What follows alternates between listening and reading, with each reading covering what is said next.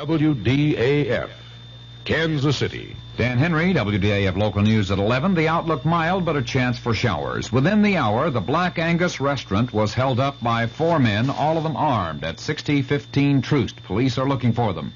Operation Barrier was placed in effect in an attempt to apprehend 3 or 4 young men who held up the McDonald's restaurant at 28th and Prospect earlier. St. Joseph's Hospital reports 1 person in critical condition tonight, the victim of a street shooting earlier at 3005 East 31st. Police have a pickup order for a known suspect in that case. It's been a day of violence in Kansas City. Police are close to solution in some of the cases. A 15-year-old boy was turned over to juvenile authorities this evening, arrested as suspect in the shooting death of 18-year-old William McCon, shot down on the street at 63rd and College this afternoon. Kansas City, Kansas police have a 30-year-old resident of that city in custody being questioned by detectives and the district attorney in connection with the death of 34-year-old Jerome Halloran.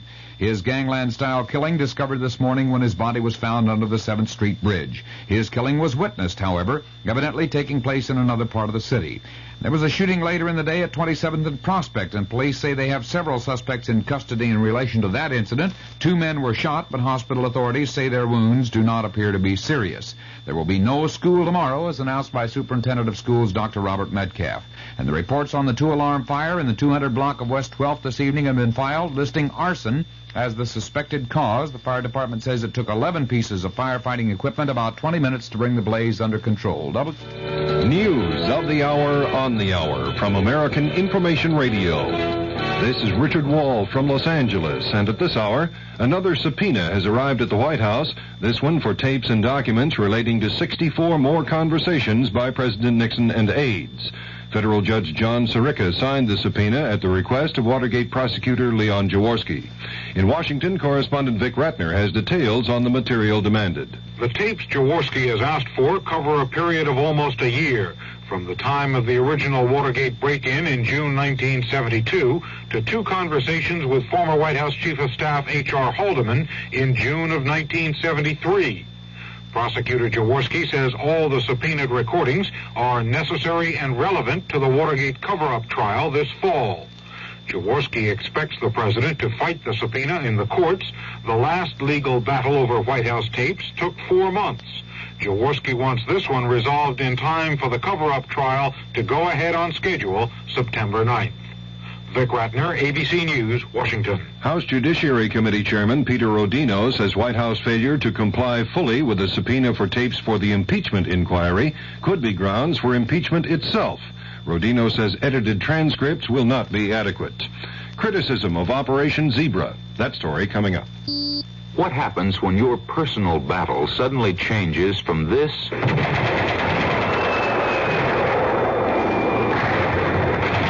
this? Well, I realize you spent the past 3 years on assignment in Asia, sir, but we just don't have any jobs right now that need that kind of training. Now, if you only had a diploma... Or this. Oh, what a mess. You must have gone 3 years without seeing a dentist. You have to do a root canal here and fill these 3. If you are a recent veteran, there are people just waiting to help you cope with the battles of civilian life. They are the representatives of your American Red Cross. Did you know that you are entitled to free VA dental care during your first year out of the service? Do you know what programs are available to help you complete your education or to find a better job? For more information about these and other problems of civilian life, call your local Red Cross chapter. Let the American Red Cross help with your personal battle. An official of the American Civil Liberties Union says the stop and search policy by San Francisco police in the hunt for the zebra killers is a racist outrage. Police are searching blacks who fit the description of a gunman believed to be part of the group that's killed 12 whites in San Francisco. The head of the American Bar Association, Chesterfield Smith, says it may be impossible to prosecute Patricia Hearst in connection with Monday's bank robbery because of Attorney General William Saxby's description of her as a common criminal. Ms. Hearst's parents have also criticized Saxby, and FBI Director Clarence Kelly says the FBI investigation is based on the premise that Patricia was under pressure or coercion by her kidnappers at the time of the robbery. The drop in U.S. economic growth for the first 3 months of this year is bigger than government economists had predicted. The gross national product declined 5.8%. The inflation rate was 10.8%. Egypt's President Anwar Sadat says the Soviets have been slow in responding to his request for military aid, and Sadat says Egypt has therefore gone to other sources. We asked ABC's John Cooley in Beirut about the significance of Sadat's statement. This is a very important development. Egypt has been getting its arms exclusively from the Soviet Union ever since President Nasser started that policy back in 1955. And Sadat is now saying he will no longer rely on the Soviets, that they have not sent arms and have not answered his queries, and that he will get arms from other sources, which could only mean, of course, Western countries. That's correspondent John Cooley in Beirut. A foreign ministry spokesman in Tokyo, according to Reuters News Service, has announced that Japan and China will sign a civil aviation agreement in Peking tomorrow. This is Information Radio News. From the Kurt Murs Sports Desk, the Kansas City Royals, hoping for a better-running Big Blue bus in Chicago than in Texas, meet the Chicago White Sox in a 3-game series beginning tomorrow. Veteran Betsy Cullen and French-Canadian Jocelyn Barossa share the first-round lead in the Dinah Shore Winner's Circle Open Golf Tournament.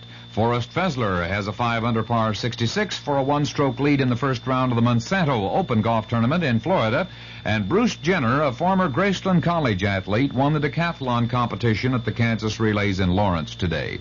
The Kansas City forecast partly cloudy with a chance for showers or thunder showers through tomorrow. The low tonight in the low 50s, the top tomorrow in the middle to upper 70s. Dan Henry, WDAF News. The CBS Radio Mystery Theater presents...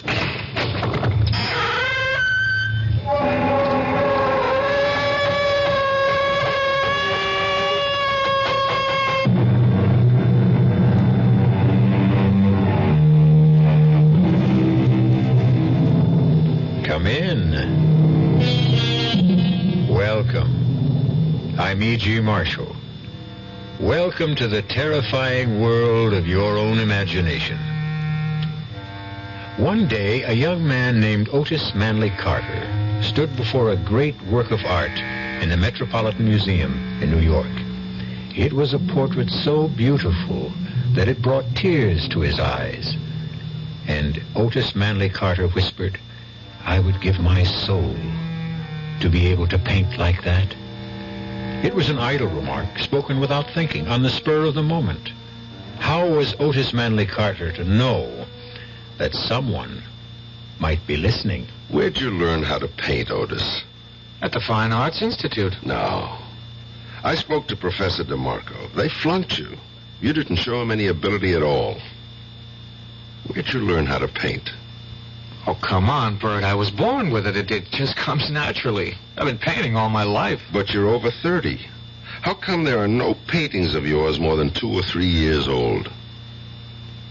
Where did you learn how to paint, Otis? Bert, well, what are you driving at? Answer this, Otis. How come all the people whose pictures you painted are dead? Well, I don't know. Where'd you learn how to paint, Otis?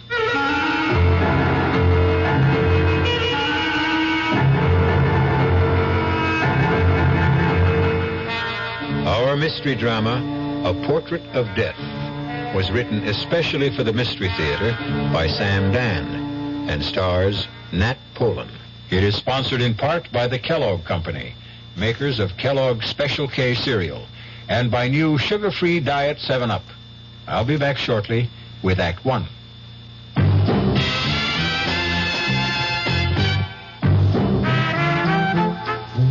Some beer drinkers have funny ideas about beer. They think beer improves with age, like wine. We'll find a brewmaster, though. You'll find a beer drinker who knows better. The Budweiser brewmaster says it all depends on how beer is aged. Just letting beer sit in lagering tanks makes it older, not necessarily better. That even goes for keeping a case around the house for a couple of months. But there is one kind of aging that's good for beer, the Budweiser kind, beechwood aging. In this kind of aging, something happens.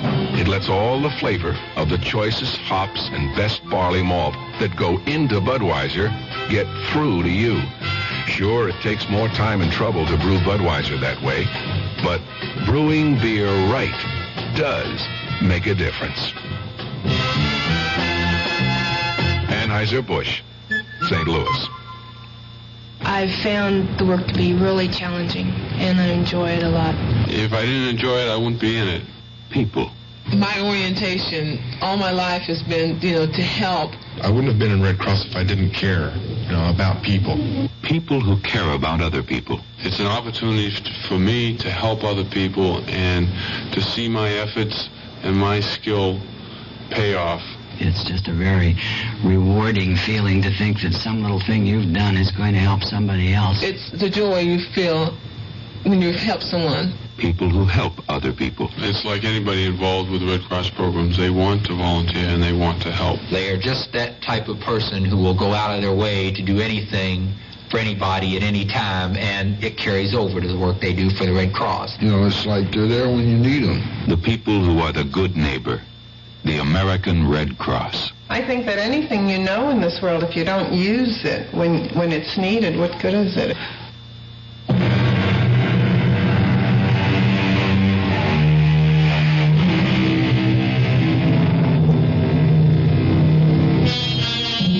At the age of 30, Otis Manley Carter was hailed as the world's foremost living artist. He towered above his contemporaries. To describe his work, one had to compare it with the great masters of the past. No one, but no one, painting today could breathe life into a portrait to match Otis Manley Carter. And yet, just 1 week before his 31st birthday, Otis made the announcement that would stun the civilized world. He was finished with art. Never again would his brush touch paint to canvas. He would neither amplify his statement nor answer questions. He simply disappeared, and only 2 people in all the world knew the reason why. One, of course, was Otis himself. The other was a detective on the New York City police force, Sergeant Bert Dennison. Bert, what are you doing? Just having a cup of coffee. We'll be late. Late? All I gotta do is put on my jacket, and that takes all of 15 seconds. I'm just so nervous. Why? Why? Do you know who's going to be there tonight? Well, sure. The governor, the mayor, celebrities, the news media, the critics. Lucy, I'm impressed. After all, the showing of a new portrait by Otis Manley Carter has the same impact as the World Series or a Super Bowl or a heavyweight champion fight. If you put brown sugar in coffee, do you save calories? Do you realize, Bert, that you and I are going to be sharing the spotlight with Otis? Well, you will, that's for sure. Oh, Bert, what does he see in me? Oh, come on, honey. No, I mean it. Well, let's see. You're pretty. Well, I'm not beautiful. And you're smart. But I'm not brilliant. What can I tell you? He's an artist. All artists are crazy. But the most fascinating women in the world are ready to throw themselves at his feet. Sis, you're pretty fascinating yourself. Thanks to you, Bert. Thanks to me? You sent me through college, and there were the trips to Europe. Well, I had to shape you up before I could marry you off. And it looks like you got yourself the grand prize, the great Otis Manley Carter. Oh, Bert, I want you to like him. Oh, I like him. He's so sweet, so kind. Except? What do you mean, except? Well, except every time he paints somebody's picture, it seems to me that person dies. What are you talking about? Now, tonight's portrait, that actress, Lila Beaumont, she just died suddenly, didn't she? But what does that have to do And with... in the last 5 years, he painted 4 other women. Not one of those women is alive today. Did you know that? No, I didn't know that. May I ask you how you knew that? I checked Mr. Otis Carter out. World-famous artist or not, I ran him through the ringer. Do you mean you actually investigated Do you Otis? think I'd let you marry him if I didn't? Oh, honestly, I don't know anyone who lives his job 24 hours a day. You never forget you're a policeman. I'm supposed to be on duty 24 hours a day. Otherwise, I'm cheating the taxpayers. Well, what are you trying to imply about Otis? Nothing. Nothing at all. Just an observation. Idle observation. Oh,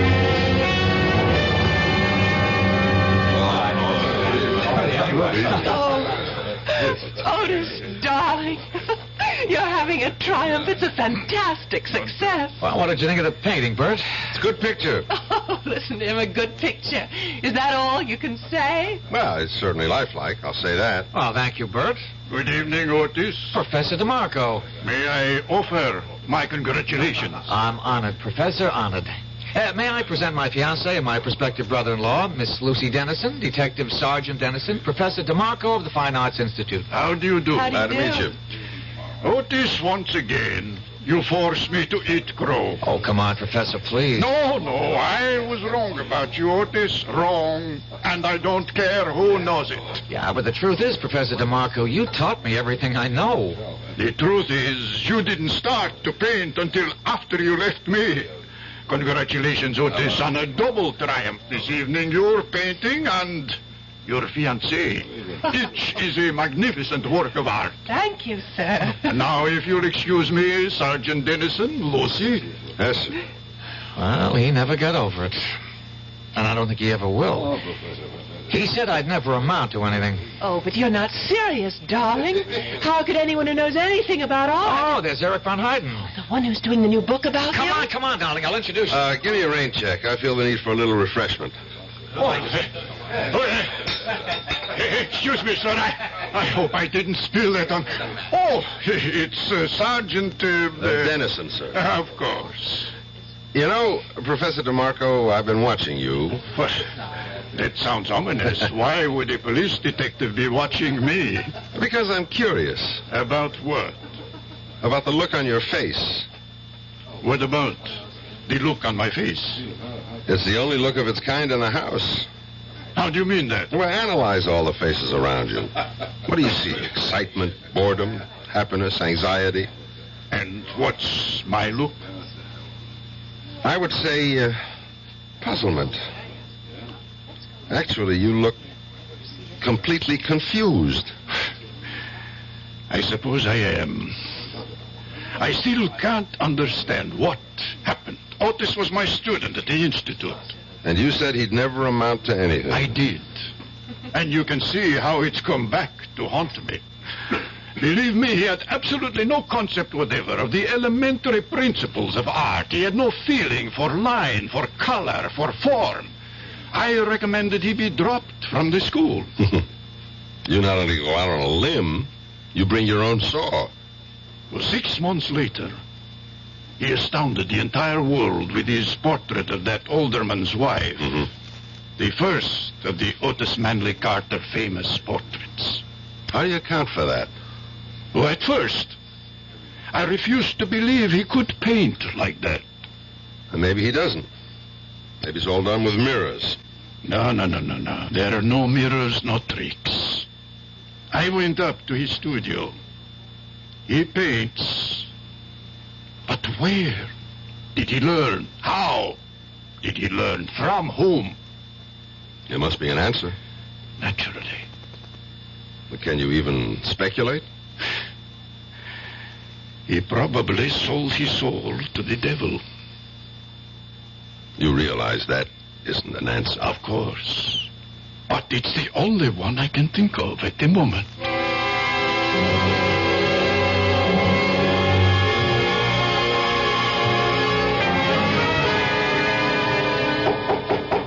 Come in. Hello there, Otis. Hope I'm not disturbing you. No, I was about to take a break. Coffee? Oh, sure.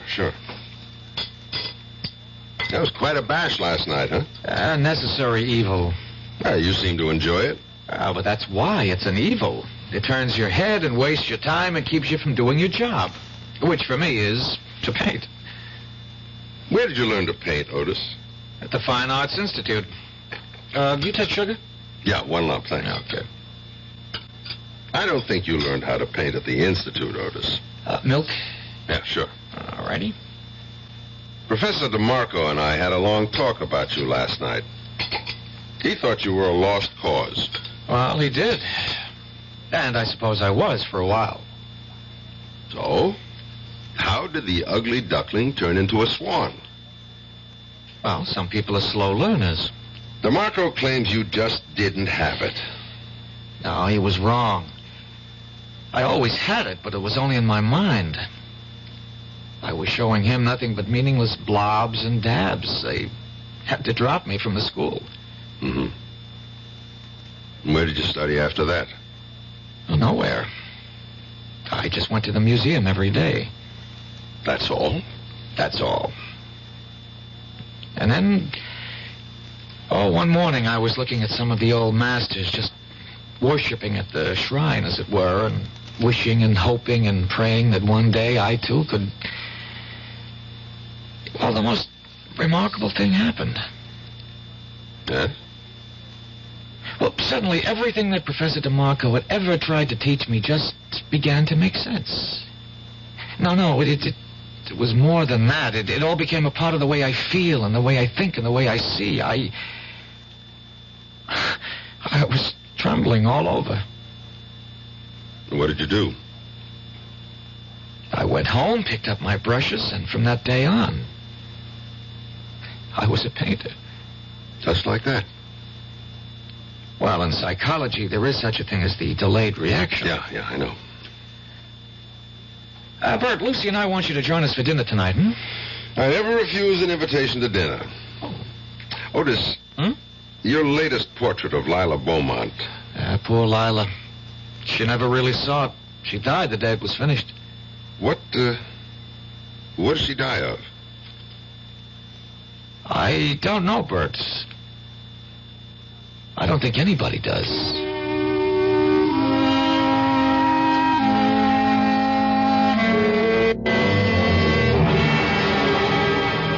Sergeant, I wasn't her regular physician.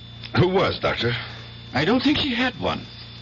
She seemed to be one of those fortunate, healthy people who never needed medicine. Mm-hmm. Where did she die, Dr. Caswell?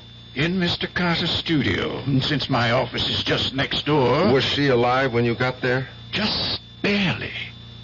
She seemed to show all the signs of utter exhaustion. So that's what I wrote on the death certificate. Afterward, I thought about it, and I asked for an autopsy. Why? I simply couldn't believe it. What did the autopsy reveal? Nothing. I was right in the first place. But I still don't believe it. Again, why? Well, how could she change so radically in such a short time? What do you mean by change? Have you seen the portrait Carter painted of her? Yes, It's just brimming with robust good health. It's exactly how she looked. Just about 2 months before she died, I saw her get out of the cab that first time she came to Carter's studio. And? 2 months later, I was shocked. Why? As I said, I'd never witnessed such a rapid decline. She was losing a lot of weight. Her color was gone. She looked so tired. What did you think was happening? I didn't know what to think. I decided to speak to Otis. After all, I knew him when he was just a starving young artist. One morning, I walked up to his studio. Well, what can I do for you, Doctor? Busy, Otis? Well, Lila Beaumont will be here any minute. Well, that's what I want to talk to you about. Is she under medical care? Well, why? Well, why should she be? Can't you see why? What are you talking about? Otis, she looks terrible. Oh, she looks great. She's becoming dangerously thin. She has no color. Doctor, are you serious? Are you serious, Otis? Well, I don't understand what you're trying to say. You mean you can't see anything wrong with Lila Beaumont? She looks better than ever. Good morning, Lila. Hello, Otis. Well, you're looking just sensational, as usual. Lila, I'd like you to meet Dr. Caswell. How do you do? Oh, Otis, I'm so tired this morning. Could I have a cup of coffee? Well, coming up. I just have to heat it. Miss Beaumont, I hope you're seeing a doctor. Why? Look in the mirror. You're very perceptive, Dr. Caswell. Perceptive? It's obvious. For one thing, you're losing your looks. Yes. Your looks are your livelihood. Shouldn't you want to do something about it? What can I do? There's a man, and he no longer loves me. But doctor could prevent this ravaging. There's no way a doctor can help me. But you need special treatment. I would say, Miss Beaumont, that right now you should be in a hospital. Oh, you may be right, Doctor. I don't care anymore. I just don't care anymore. Is that the reason she died, Dr. Caswell? Because some guy gave her the gate? They say you can die of a broken heart. What do you say? Well, I just can't see a vital and perfectly healthy woman like Lila Beaumont simply withering away in so short a time. But if her appearance had changed so drastically, how come Otis didn't see it? You'll have to ask Otis. You still haven't told me, Dr. Caswell. What did she die of? But I did tell you. I don't know. Nobody knows.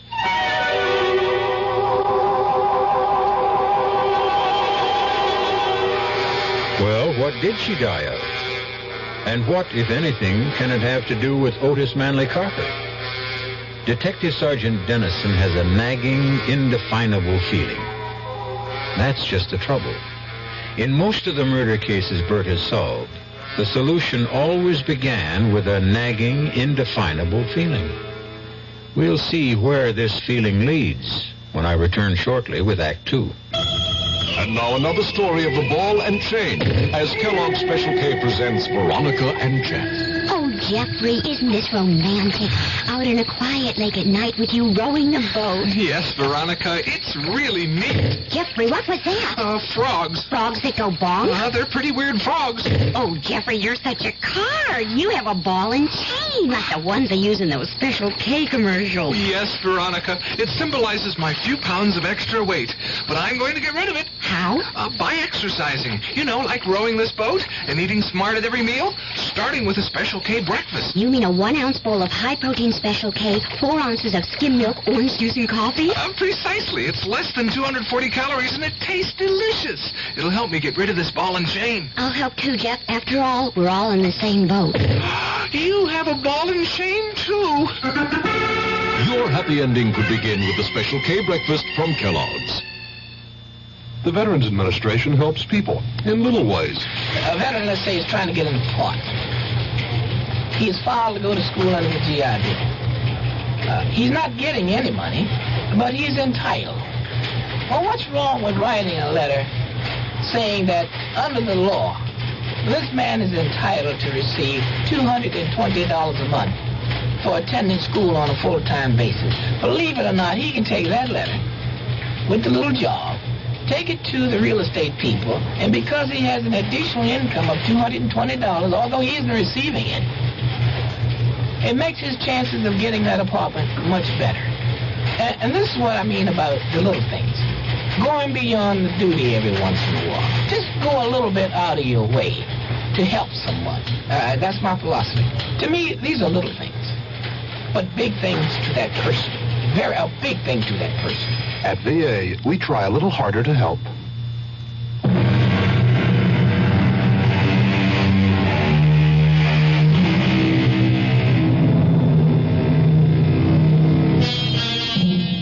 Sergeant Bert Dennison has always been an intuitive detective. He trusted his instincts. He played his hunches. He followed his theories wherever they led him, usually to the right answer. But this time, he has absolutely no idea of how to arrive at the answer. As a matter of fact, at this point, he can't even formulate the question. You really should skip dessert, Bert. I'll only have one helping. Well, do you want to tell him, Lucy? No, darling, I think you should be the one. Somebody's supposed to tell me something? I hope the wedding hasn't been canceled. Oh, no, Bert. Sunday, right on schedule. Otis has something to say to you, Bert. We have a wedding gift for you, Bert. Me? Why? I'm not getting married. Well, that's why you need a gift. Now, on Sunday, Lucy is leaving your house forever. Ooh, that sounds kind of stuffy, doesn't it? Keep going, darling. You're doing fine. And so, therefore, to make sure you never forget what she looks like... How can I forget what she Please, looks like? Bert, don't interrupt. We decided that I would paint a portrait of Lucy and present it to you. Isn't that wonderful? Can you imagine that you're going to own an original Otis Manley Carter? Yeah, but, Well, what is it? well, these things are valuable. You just can't afford $1 million couldn't buy all the wonderful things you did for your sister, and I'm grateful. Bert, what's on your mind? Well, isn't it bad luck for an artist to paint a picture of his own wife? Oh, now, where did you ever hear that? They all did it. Bert, something is bothering you. Yeah, well, I might as well say it. I don't want to hurt your feelings, but I couldn't accept the gift. Bert! Why? I just can't explain it. Otis, you want to give me a gift I'd really like? Of course. Well, just promise me you'll never paint a picture of Lucy. Never. Now, what kind of I'm nonsense... asking him, Lucy. What about it, Otis? Well, one of the reasons I'm marrying her is so that I can always have her near me, so that I can always capture those fantastic expressions and moods. Oh, really? I thought you fell in love with my mind. Yeah, I did. I did. It's your mind that gives animation and meaning. What about it, Otis? I wish you'd tell me why. I wish I could. But I don't think I can. How about it, Otis? Will you promise? All right, Bert. I promise.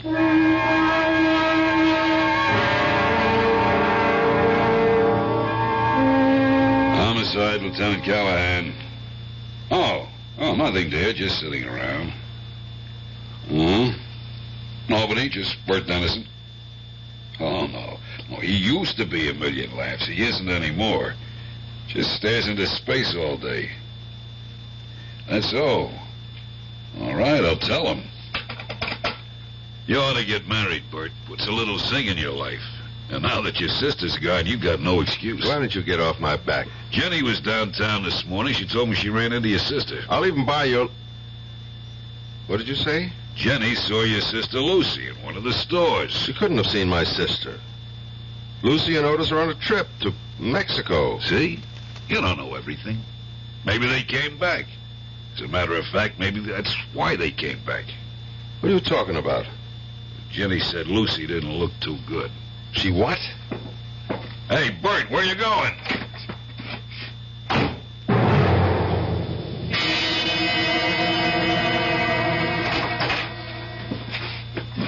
Bert!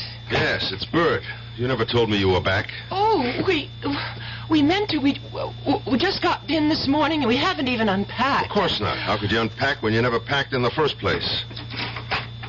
All your clothes are in the closet. Bags are up on the shelf. You didn't go anywhere, did you? I want you to call a doctor. There's Dr. Caswell. He's just next door. Well, why do I need a doctor? You look terrible. Oh, well... You've lost about 5 pounds. There's no color in your face. Oh, it's absolutely true. I lost 5 pounds because I'm on a diet. And if there's no color in my face, it's because I don't have my makeup on. You sound tired. Well, we were up late last night. Why did you want me to think you were in Mexico? Bert, you and I, we've been very close. We've shared a home. You've practically raised me. Never mind all that. What are you leading up to?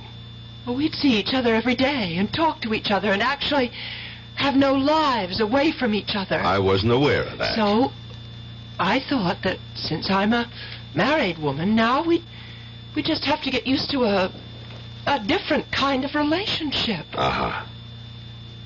You can tell when I'm lying. I can tell when you're lying. Otis broke his promise, didn't he? What promise? His promise never to paint your picture. Well, how can you say that? Why don't I ask him? You can't ask him. He isn't home. All right, I'll wait. But he may be gone all day. Who rang the bell just before? Oh. Hi, Bert. How are you? Just fine. Just fine. You've been painting, I see. Anyone I know? Well, I haven't been painting exactly. I've been cleaning brushes, things like that. You know, chores. Why don't we go inside and see? Bert, if you walk into that studio, I'll never talk to you again as long as I live. If I don't walk into that studio, you'll be dead in a month. Bert! Oh, Bert, we want wanted so much for you to have a portrait of me. Yeah, so I see. No, not yet. You don't see. It's nowhere near finished, but you can just sense what it's going to be like. Bert, it's going to be my finest work because it's for you. Oh, darling, don't be unreasonable. Can't finish that painting, Otis. Tell me why. Why? Otis. For some reason, you kill the people you paint. What? Don't Bert? interrupt me. It's not easy to say this. And I can imagine what it must sound like, but... Otis, you've painted the portraits of 5 women. Every one of them is dead. But that has nothing to do with Each one died on the day you finished the portrait. Bert, have you any idea what you're saying? I know what I'm saying. And it gets worse. But it's true. What's true? Otis, the truth is you're not a painter. How can you say Please, that? this isn't easy, sis. Just thank God that we're 3 people who love each other and can solve our problem together. Bert, how can you say I'm not an artist? DeMarco said you had absolutely no talent. DeMarco? He's a jealous old fraud. But he's right. When you came to him, you had absolutely no ability, no talent. How do you account for the fact that I create You so many... don't paint, Otis. Bert. Hear me out, please. Somehow, and I don't even think you're aware of it, you have the ability to drain the life out of your subject and project it onto the canvas. Well? I just don't understand what you're saying. You're not aware of it. You didn't notice that Lila Beaumont was actually dying before your eyes, just as the others did before her. Bert, tell me this is a joke. No, it isn't a joke. Look at Lucy, Otis. She doesn't look ill. I honestly can't see anything wrong. Lucy, look in the mirror. Look. And then tell me there's nothing wrong with you. I don't have to look. I know. Then what I have been saying... It's just that... well, I've been worried. About what? About Otis. Darling, why? Oh, I'm afraid one day you'll get tired of me. Lucy. There's so many women who are after you. But you're the only woman I want. You know that. Yes, I know. But sometimes I can't sleep at night, and that's the reason that I'm not looking my best. No. The painting's the reason. And Otis, you must promise to destroy that painting. I can't do that. Then I will. Bert, put down that knife. Take your hand off me, Otis. Bert, don't hit him. I won't let you destroy my painting. And I won't let you kill my sister. Otis! Oh. Bert! Don't do that! Lucy, stop him! That takes care of it. Bert, you're crazy. Get up, Otis. I didn't hit you that hard. Look at what you did to my painting. Do you know what you've done? Yes, I destroyed the canvas. And look at your wife. Look at yourself, Lucy. Your color is back. Bert, you're a fool. If my color is back, it's because I'm furious. No, you've got your old vitality and strength. You'll be all right now, Lucy. Bert! There's really nothing we can talk about. I did what I had to do. And now let's forget it. Except for one thing, Otis. Promise me your word of honor that you'll never try to paint Lucy's portrait again. But I can't I'll put it this way, Otis. If you ever try to paint her portrait, I'll kill you.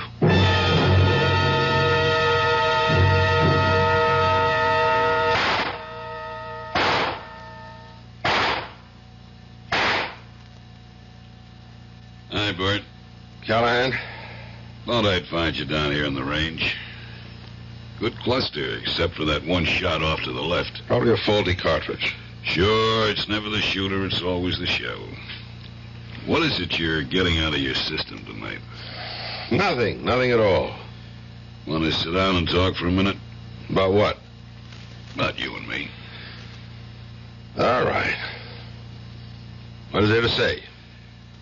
We have to decide what I'm going to do about you.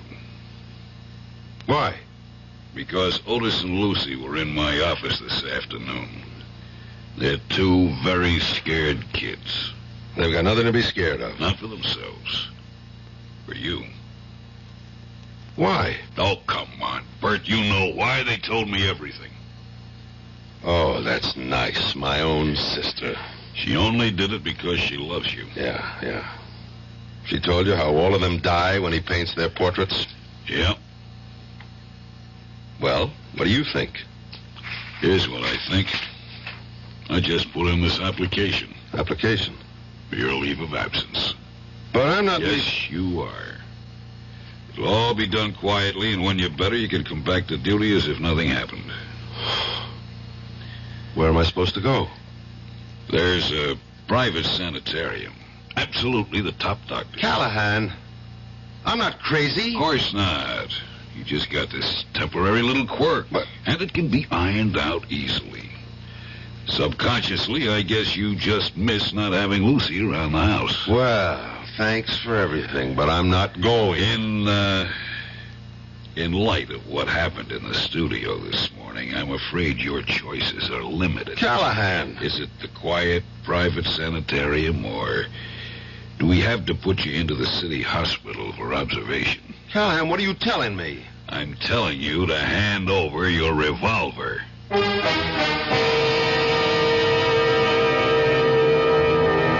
Who was it who wrote, "Heaven keep me safe from my well-meaning friends"? It's certainly a sentiment that's shared right now by Detective Sergeant Bert Dennison. All he wants to do is prevent a terrible tragedy. And who's trying to stop him? Those people who truly love him. We're going to meet more well-meaning people when I return shortly with Act 3. Oh, sure. You can talk about good-tasting diet drinks, but I know. I'm Goldilocks, and here at my taste-testing laboratory, I taste-test them all. And nobody's been drinking my diet drinks until I tested sugar-free Diet 7-Up. And then, kabloomy! Every bear wanted some. Diet 7-Up is fresh, natural, delicious. Sugar-free Diet 7-Up. This one's just right. By the year 2000, our country will be guided by today's youth. Learning how our legal process works should start now through involvement, like working to register voters, helping to elect candidates, campaigning, and voting. Law Day, May 1st, urges young America to lead the way. Help preserve good laws. Help change bad laws. Help make better laws. A public service announcement of the American Bar Association and your state and local bar associations. Young I may be, but still I'm a man. Just turned 18 and I'll do what I can. Find me a place where I can be me. Get ready for life, be free at the sea. Oh, where do I go from here? Oh, where do I go from here?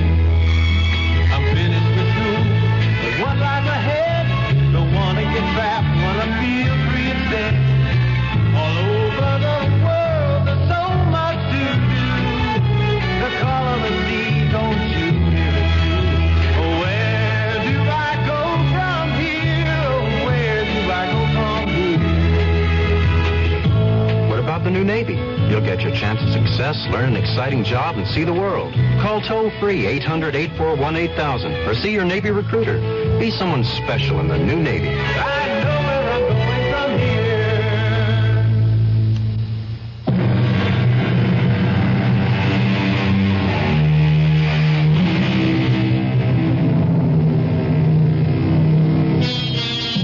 The best mirror is the face of an old friend. Sergeant Dennison stares at Lieutenant Callahan. Stares at the look on Callahan's face. It's a strange look. A look that's a mixture of pity, concern, and fear. And suddenly Dennison realizes that this must be the same look that showed so often when he knew he had to arrest a suspect who might turn out to be criminally insane. I have to have your service revolver, Bert. You want to put the cuffs on me too, Callahan? Cut it out. Why not? It's a pinch, isn't it? It's nothing of the sort, and you know it. Now, look. Let's go to your apartment, pick up some stuff, and I'll drive you to this place myself. Tell me something, Callahan. Don't you want to hear my side of it? Bert, you slugged your brother-in-law, you slashed the painting. So? That's violence. You and me, we never used violence in the line of duty? Justified force. Slice it any way. Why am I wrong this time? Because what you say is crazy. Callahan, you and me, we're not the new breed of college cops who know everything, but still we're very careful about that word crazy. You mean you really believe Otis kills people by painting their portraits? Yeah. Quit fighting me. Work with me. How? Let's go out and get some expert testimony.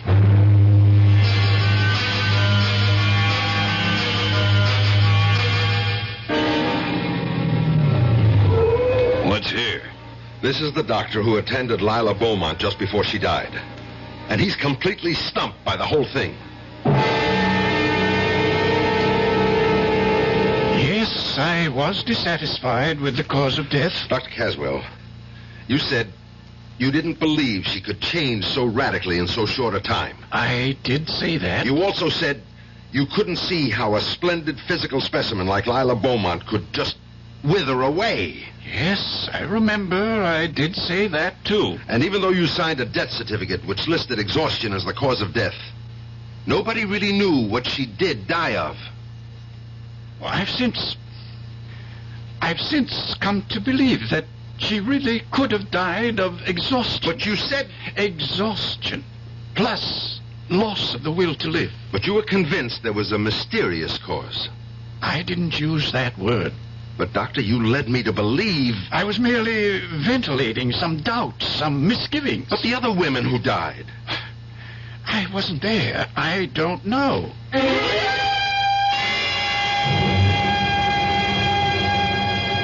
You told me, Professor DeMarco, that Otis had no concept of the basic principles of art. I did.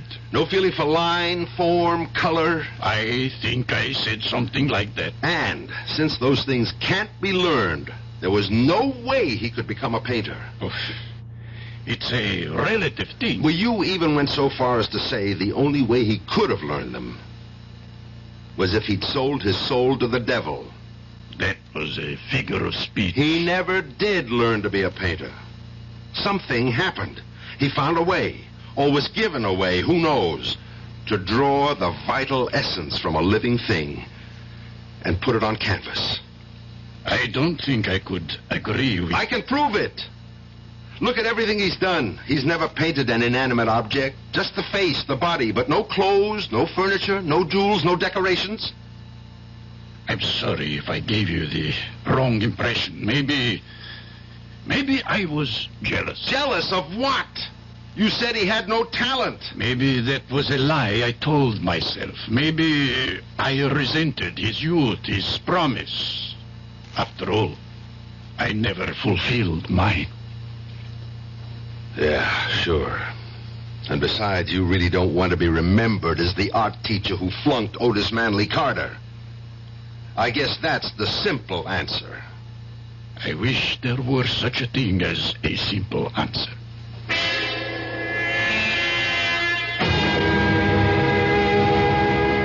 Well, Bert, you've got to admit it's really a comfortable room with a great view of the ocean, and you've even got a refrigerator. Yeah. What happens now, Callahan? Well, starting tomorrow, the doctors will begin working with you. You'll be straightened out in no time. I see.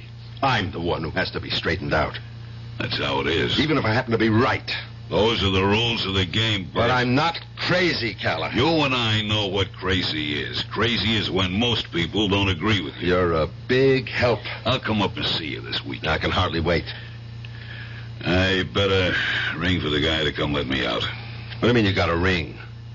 Well, door's locked from the outside. Huh? It doesn't mean anything, Bert. It's just routine. I mean... Yeah, I know what you mean. I might as well be in jail.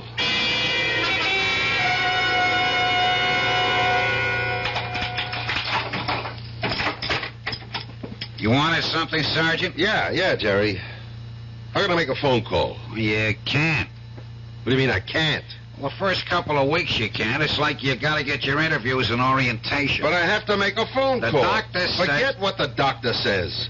Look, part of the treatment is to isolate you completely from your former environment. But I have to know if my sister is okay. She's okay. How do you know? Because if she wasn't, you'd be told about it. Yeah. Listen, I know I can't make a phone call. But if I could, where would I make it from? Well, there's a phone outside, the end of the hall. There is, huh? Jerry, I want to show you something. What?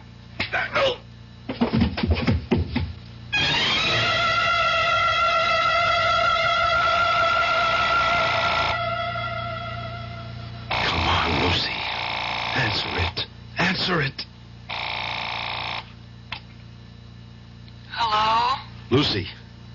What? Lucy. Yes, I'm Lucy. Who's this? It's me, Bert. Who? Bert. No, Bert isn't here. Could you call back later? Lucy! Oh, my good Lord.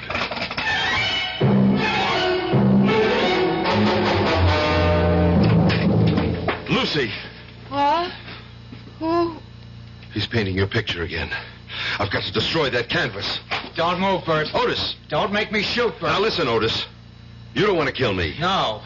I'd only want to hit you in the foot, but I'm a bad shot. Now, please, Bert, just stand still. What are you doing with the gun, Otis? That's not your style. Callahan called us. He said you'd broken out of the sanitarium. He wants me to phone him if you show up here. You're killing Lucy. Look at her.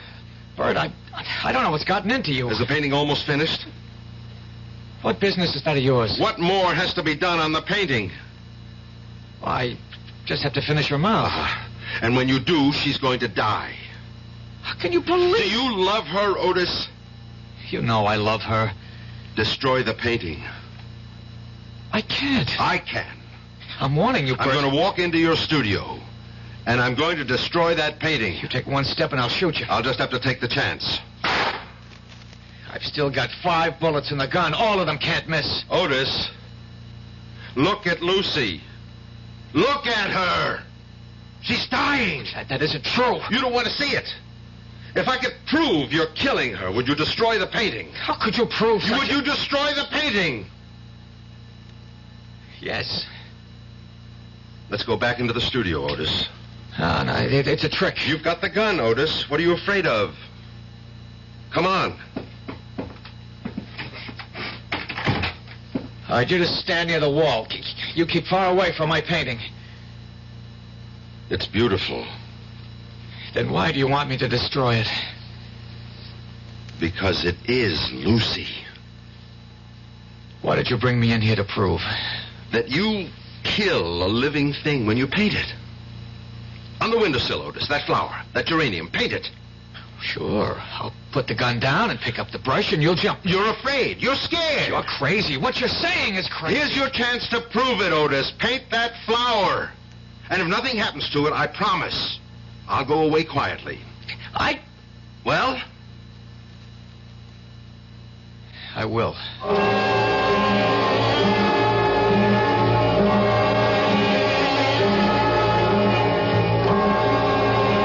Now there. It's a quick sketch. How do you like it? It's beautiful. All right, now look at the windowsill. Look at the geranium. Go on, look at the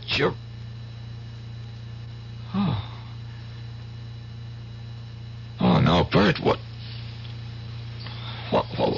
happened to it? You can see what happened. I can't believe it. But it's true.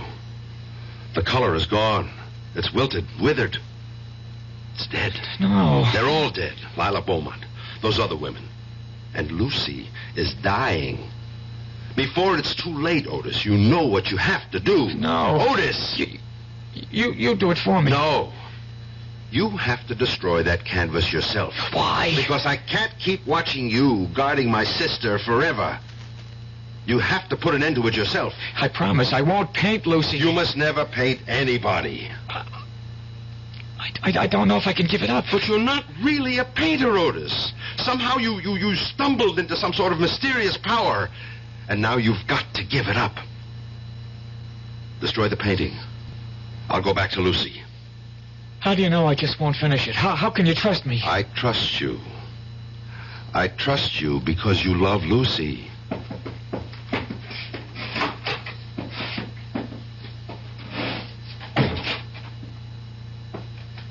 Lucy? Lucy. Mm-hmm. Who is it? Lucy. Oh, Bert. Oh, I must have been napping. Oh, I feel so refreshed. Yes, you're looking better. Bert, what are you doing here? You're supposed to I be... know. I'm supposed to be crazy. Don't worry about it. Otis, Bert's here. Shouldn't we... No. Everything's all right. I better go straighten everybody out. Especially Callahan. The painting? Is it my imagination or... What happened to the painting? I, decided to give it up. Otis, how could you? Will you love me even if I'm not a famous painter? But, darling, Sure she'll love you, Otis. She'll love you even more.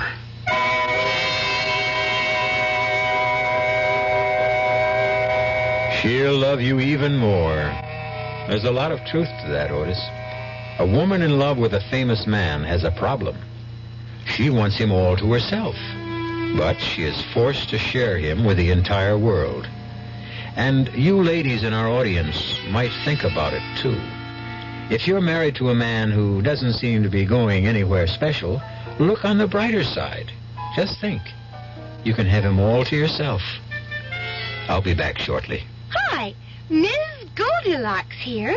Professionally taste-testing diet drinks can be very difficult, but I've just had to bear with it. Then I found sugar-free Diet 7-Up. It doesn't taste like other diet drinks. It's fresh, light, natural, delicious.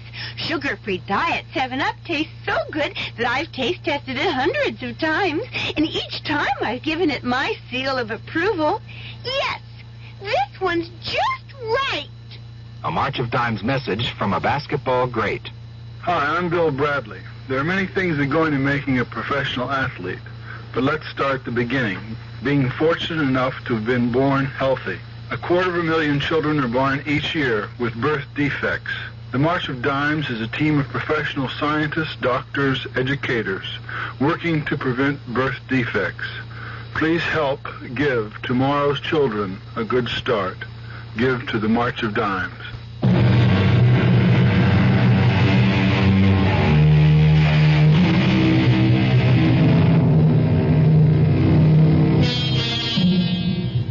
What killed those women? A coincidence of real and fancied illness? Or can an artist really drain the life from a living creature and transform it to canvas? Certain primitive tribes agree. It's taboo to create a likeness. Maybe they know what they're talking about.